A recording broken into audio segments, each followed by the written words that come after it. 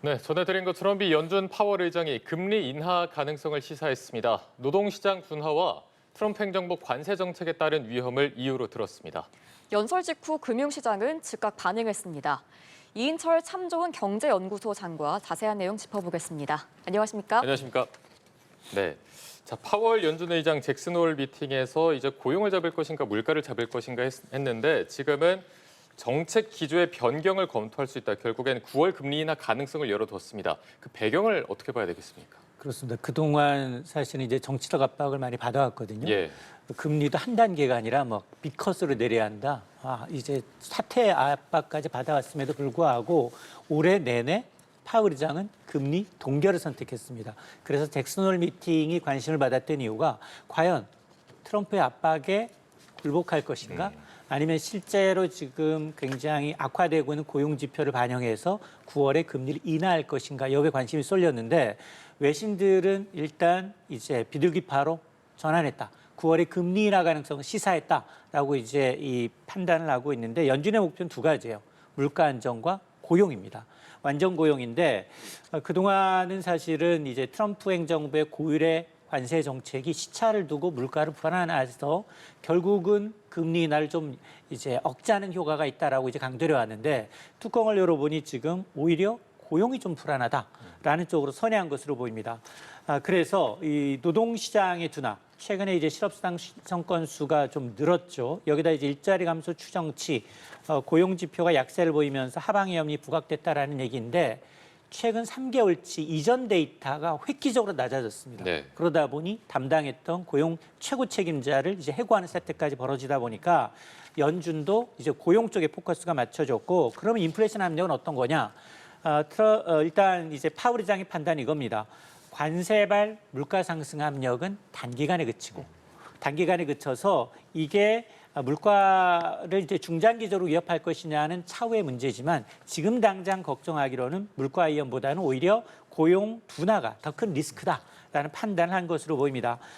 이번 발언은 이제 고용 안정과 이제 물가 경기 방어에서 선제적 대응 가능성을 좀 열어줬기 때문에 지금 실제로 이제 월가에서는 시카고 이제 상업거래소에 있는 이제 페드워치 2를 통해서 이제 연준의 금리 정책 방향을 실시간으로 반영을 하는데 페드워치를 보게 되면 9월 연준의 금리 인하 가능성 25베이시스 포인트 한 단계 금리 인하 가능성을 거의 80% 넘게 보고 있거든요. 이게 하루 만에 한 10% 넘게 올랐기 때문에 아마 9월에는 금리를 낮추지 않겠느냐라는 관측이 나오고 있습니다. 네. 네, 또 이제 노동 시장을 보면 최근 3개월 동안 신규 일자리가 예상치를 크게 밑돌았지만 실업률은 여전히 4.2%로 낮은 수준입니다. 파월은 이를 이상한 균형이라고 표현하기도 했는데요. 이렇게 노동 수요와 공급이 동시에 둔화한 현상 이런 걸 어떻게 이해하면 좋을까요? 맞습니다. 이제 사실은 고용 지표는 약간 경제 지표를 후행한다. 라고 이제 후행성 지표라고 얘기를 하는데 최근에 노동 시장의 양상을 보게 되면 이제 노동 수요도 그리고 노동 공급도 둘 다 둔화되고 있는 건 맞습니다. 그럼에도 불구하고 뭐 주간 신규 일자리 예상치를 밑돌고 있는데 실업률은 여전히 4% 초반이라면 거의 완전 고용 수준을 나타내고 있거든요. 네. 그러니까 민간 기업들이 지금 채용을 줄이면서도 대규모 해고를 하고 있느냐? 대규모 해고에는 좀 신중한 태도를 보이고 있다. 동시에 어떤 이제 불법 이민자들을 단속 강화하다 보니 일자리 자체가 좀 줄어들고 있는 것도 사실이거든요. 그러다 보니까 파월 의장이 지적했던 것처럼 수요와 공급이 동시에 이제 위축되다 보니까 표면적으로는 굉장히 안정적인 것처럼 보이지만 그러나 내막을 들여다보면 이건 본질적으로 취약하다. 라는 얘기이고 만약에 여기서 고용 둔화가 더 심화가 된다면 해고 늘 수밖에 없고요. 실업률은 오를 수밖에 없습니다. 자, 그러다 보니 연준의 경우에는 사전적으로 금리를 낮춰서 이런 이제 고용 둔화를 좀 막을 필요가 있다. 경기 방어에 나설 가능성이 높다라는 쪽으로 이제 해석이 되는 겁니다. 네. 그래서 지금 뭐 진단한 걸 보니까 노동시장은 둔화하고 고용 위험은 하방, 인플레이션 위험은 상방 이렇게 진단을 했습니다.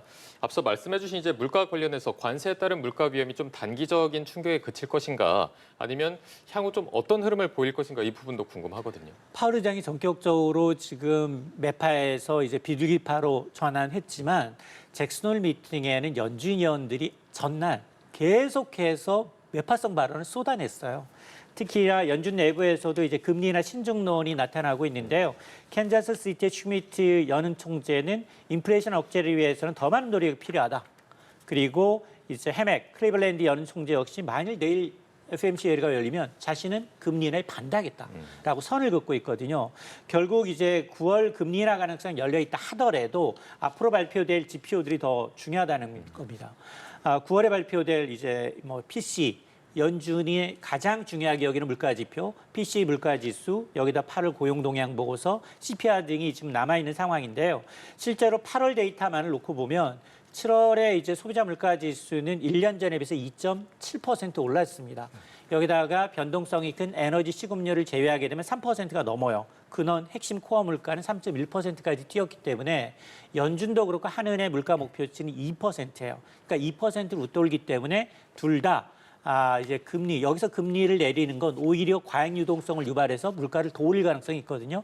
그럼에도 불구하고 지금 워낙에 고용이 좋지 않은 상황이고 노동시장 하방 위험이 커지게 되면 경기가 죽을 수 있기 때문에 선제적 대응에 나서야 되는 게 아니냐라는 얘기인데요. 결국 물가는 당분간 불안 요인으로 움직이겠지만 지속적으로 저는 이제 오를 가능성이 더 높다라고 봅니다. 그럼에도 불구하고 지금 뭐 계속해서 이제 나타나는 현상이 이제 아마 연준 내부에서도 굉장히 엇갈릴 거예요. 만장일치로 한쪽으로 쏠리기보다는 금리나 그리고 이제 금리 동결을 두고서 상당한 이제 내부 의견이 조금은 엇갈릴 수 있습니다. 네, 네. 트럼프 대통령과 측근들이 연준을 향해서 이 금리 인하를 압박해오는 상황이잖아요. 그럼 이런 정치적 압박이 또 연준의 결정에도 영향을 미치겠다고 할 수 있는 걸까요? 맞습니다. 파월 의장은 계속해서 나타나는 지표를 보고 얘기하겠다라고 했지만 갑자기 지금 지난해 12월 이후에 한 번도 금리를 내지 않았던 연준이 갑자기 이제 금리 인하로 선회하니 일부에서는 이게 조금 트럼프 대통령뿐 아니라 측근들의 압박이 오히려 연준이 무시할 수 없는 외적인 압박으로 작용한 게 아니냐라는 이제 분석이 나타날 수밖에 없는데 실제로 정치적인 압박이 현실이 되고 있어요. 내년 5월 만기예요, 임기가. 파월 의장의 경우에는 연준 의장의 임기는 독립적으로 이제 보장이 돼 있지만 만에 하나 은퇴하고 난 다음에도 투표권을 갖고 있는 연준 이사로 일할 수 있습니다. 2년 정도 더. 근데 그것까지 배제하겠다라는 게 트럼프 대통령의 일관된 입장이고 그러다 보니 아마 금리 인하를 공개적으로 요구하는 한편 이제 파월 의장에 대한 어떤 비판과 지금 위협의 수위가 계속 고조되고 있다 보니 뭐 연준의 독립성을 좀 시험하는 수준이 아니냐라는 이제 평가가 날 수밖에 없고 물론 연준의 지금까지 입장은 이제 정책의 독립성을 강조하면서 지표만을 보고 지금 판단하고 있다라고 얘기하고 있지만 지표는 사실 좀 엇갈릴 수도 있거든요. 그리고 또 하나가 역사적인 교훈은 뭐냐? 과거에도 무슨 새 정부가 들어오게 되면 다시 물가보다는 경기 부양을 해서 연준을 직간접적으로 압박해 왔어요. 그리고 연준이 만에 하나 독립성 때문에 그동안은 잘 응하지 않았지만 응한 경우에는 실패한 경우가 더 많습니다. 물가 불안으로 경기가 더 불안해지는 경우가 많거든요. 유동성을 흡수하기 전에 지금 유동성이 과잉된 상황에서 일단 관세라는 지금 실효 관세율이 10%가 넘어요. 그러면 물가 부담은 지금은 기업들이 자기가 갖고 있던 재고를 풀면서 굉장히 소비자한테 전가되지 않고 있는 상황인데 지금 8월부터는 상호관세 다 발효가 됐죠. 자, 그러다 보니까 실질적으로 시차를 두고 지금 물가는 더 오를 가능성이 높습니다. 다만 이제 이런 이제 이 정치권의 압박이 연준의 정책의 신뢰성 그리고 이제 효과성을 이제 희석시킬 수 있기 때문에 상당히 나중에 논란이 될 수 있습니다. 네. 자, 그렇다면 결국에는 지금은 금리 인하 가능성을 열어둔 부분이고 이제 9월에 결정이 날 텐데 앞서 말씀해 주신 대로 연준 위원들이 금리 인하에 대해서 조금 계속해서 부정적인 발언이 나오고 있기도 하고 앞으로 발표될 지수, 고용 지수들을 좀 살펴봐야 할 텐데 그렇다면 실제로 금리 인하 가능성 어느 정도로 봐야 되겠습니까? 저는 뭐 미국은 금리 인하 가능성을 9월 베이비 스텝 그러니까 사실은 이제 고용 충격으로 인해서 지금 빅스텝 가능성도 제기가 됐었어요. 네. 빅스텝이라는 건 0.5%포인트 금리 인하 가능성이 제기되다가 그런데 고용 지표가 과거 석 달치까지 낮아지면서 그 이제 빅스텝 가능성이 얘기가 됐는데 그럼에도 불구하고 물가가 여전히 좀 불안하고요. 관세 정책에 대한 이제 물가가 아직 전이가 되지 않은 상황이기 때문에 저는 9월에는 25베이시스 포인트 베이비 스텝으로 인하할 가능성은 상당히 높아졌다라고 보고 있고요. 다만 앞서 제가 말씀드렸습니다만 9월 이제 이 다음번 회의까지 발표될 수 있는 주요 지표들이 남아 있어요. 물가 지표가 2개, 그리고 이제 고용 지표가 남아 있기 때문에 이돌 지표에 따라서 금리 인하, 특히나 연준 내부에서 완전히 이제 이 비둘기파로 돌아설 것인지 아니면 이제 매파로 계속해서 고용보다는 오히려 물가 쪽에 포커스를 둔 금리나 반대 여론이 더 커질 것인지에 대한 이제 무게가 좀 달라질 수 있는데 저는 개인적으로는 9월 인하 가능성은 이제 0.25%포인트가 더 높다고 봅니다. 네. 자, 이제 이재명 대통령의 한일, 한미 정상회담 얘기를 좀 해보도록 하겠습니다. 연쇄 정상외교가 펼쳐질 텐데 오늘부터 또 이재명 대통령이 바로 일본을 찾습니다. 한일 정상회담에서 가장 기대되는 성과 어떤 걸 꼽을 수 있을까요? 그렇습니다. 지금 그 어쨌든 이제 한일, 한미, 미국으로 이제 가기 전에 오늘 아마 이제 일본을 먼저 방문하는 거 굉장히 좀 이례적이다라는 평가가 나올 만큼 한미 관계 개선에 대한 어떤 관심도 좀 뜨거운데요. 우선 이번 회담에서는 한미일 삼각 이제 공조를 강화하는 것이 핵심 의제로 다뤄질 것으로 보이고 대미 이제 통상 압박에 대한 공동 대응 노력 그리고 이제 대북 화해 협력 정책에 대한 어떤 일본의 지지 요청도 거론될 것으로 보이는데 그런데 광복절과 이제 일본의 패전일을 계기로 해서 양국 정상 모두 미래지향적인 어떤 한일 관계에 대한 메시지를 내놓은 만큼 새로운 어떤 공동선언이 발표될 가능성도 지금 기대가 되는데요. 일본이 만에 하나 이제 좀 전향적인 태도를 보인다면 양국은 좀 역사와 이제 미래를 아우르는 새로운 파트너십 선언을 통해서 관계 정상화와 동북아 협력의 전환점이 마련될 수 있을 것으로 보이는데 저는 개인적으로 이제 경제적 측면에서는 지금 일본이 주도하고 있는 이제 CPTPP 이른바 포괄적, 점진적 이제 경제 환태평양 경제 통반자 협정 이 협정에 우리나라가 이제 가입할 가능성도 이제 거론이 되고 있는데요. 이거는 이제 아시아 태평양 연안 국가들의 자유무역 협정입니다. 당초 이제 미국이 주도하다가 미국이 빠졌어요. 미국이 빠지면서 일본이 지금 주도를 하고 있는데 현재는 일본, 멕시코, 싱가포르 등 12개 국가가 회원국에 있고요. 여기에 이제 신규 가입하기 위해선 회원국 전체가 다 동의해야 되는데 만약 이제 일본이 이게 굉장히 우호적이라면 저는 여기에 이제 아마 우리가 이제 가입할 가능성도 상당히 좀 높아 보입니다. 네, 이번에 그러면 이 실무 의제가 한일 정상회담에서 문안에 얼마나 구체적으로 담길지가 궁금한데요. 또 방금 말씀해주신 CPTPP에 우리나라가 어느 정도로 가입할 수 있을지 그 가능성도 점쳐 주실 수 있을까요? 사실은 이게 이제 2017년 트럼프 대통령이 지도를 해놓고는 빠졌어요. 그러면서 지금 아시아 태평양 연안 국가들이 대부분 포함되어 있습니다. GDP 한 4분의 1 정도를 차지할 정도로 이제 커지고 있기 때문에 우리는 사실 개별적으로 한 59개 국가와 FTA를 체결했어요. 근데 안 한 국가가 있습니다. 여기 12개 국가 가운데 일본하고 멕시코는 우리나라와 지금 FTA 체결을 하지 않았어요. 그래서 그동안은 사실은 최초에 가입할 때는 좀 문제가 있었어요. 왜냐? 일본이 당시는 그때 이제 대법원의 이제 강제징용 판결로 인해서 오히려 우리 화이트리스트에 제외하면서 핵심 이제 재료 원자재에 대해서 수출 금지했거든요. 그러다 보니 반감이 상당히 컸었어요. 그러니까 득실을 따지다 보니 득보다는 실이 더 많겠다라고 해서 빠졌었는데 지금 WTO 다자간 무역협정이 트럼프 대통령의 이 자국 이기주의로 인해서 와해돼버린 상황에서 그렇다면 우리는 미국과 중국의 의존도를 낮춰야 되거든요. 미국에 대한 의존도 한 19에서 20%, 그다음에 대중 의존도가 거의 25% 육박합니다. 지금 보면 사드 보복 그리고 이제 관세 폭탄으로 인해서 어느 한쪽에도 우리는 지금 비중을 더 늘린다면 이렇게 끌려다닐 수밖에 없는 상황이기 때문에 이렇게 환태평양 경제 동반자 협정을 추진함으로 해서 우리가 이제 얻을 수 있는 이득이 과실보다 더 많을 수 있고 이런 트럼프 대통령의 관세 정책에 대해서도 어떤 방어막이 될 수 있기 때문에 저는 이게 가입을 위해서는 지금이 절호의 타이밍이 아닌가라는 생각을 하고 있습니다. 네, 이제 또 앞서 말씀해 주실 때 한일 정상이 만나서 대미 통상 압박의 어떤 공동 대응에 노력을 할 수 있다라고 언급해 주셨는데 어떤 식으로 좀 구체적으로 대응하는 방안들이 나올 수 있을까요? 저는 최초로 생각했던 게 앞서 이제 이 대미, 대중 우리가 의존도가 너무 많기 때문에 수출 시장을 다변화해야 된다라고 얘기했는데 그렇기 위해서 가장 크게 우리가 이제 힘을 쓸 수 있는 게 유럽연합과 일본입니다.